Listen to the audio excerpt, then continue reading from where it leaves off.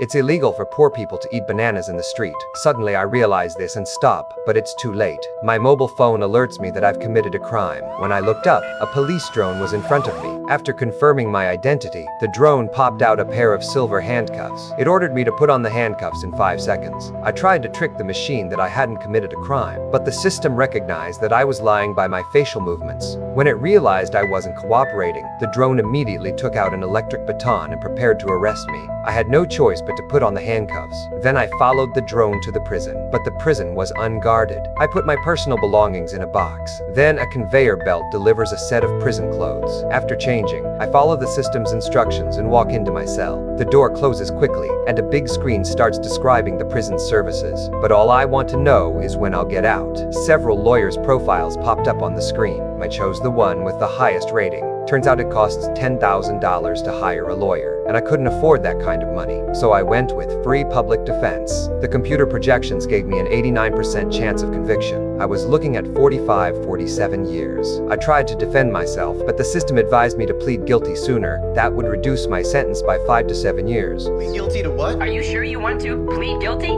Please repeat the words, plead guilty, to confirm your decision. No, I'm not guilty. I almost had a breakdown. Everything seemed to be set up to force me to plead guilty. I asked to speak to a real person. A bunch of terms and conditions popped up on the screen for me to sign. I clicked yes without even looking. The call was answered quickly. The phone started dialing, but there was no answer. I waited for hours and finally woke up to a beep. The call was disconnected by the system. The screen showed that my account balance had been used up because the call was charged at 3 per minute. I raged that this was pure extortion. But the system pulled up the terms and conditions I just signed. It says it's 3 a minute. I was furious and kept complaining. The next day, the system came to introduce me to self-service, explaining how I could earn money through work inside. I chose crafts and immediately received a box. I followed the instructions and started learning how to knit a jumper. And every time I knit a jumper, I got 20 cents more in my account. This gave me a glimmer of hope. I began to try to knit more complicated handmade jumpers. My daily meals were deducted from my wages. I worked hard, and the money in my account slowly grew. Today, I finally saved $5. This time, I chose to call my mother. The call was answered quickly.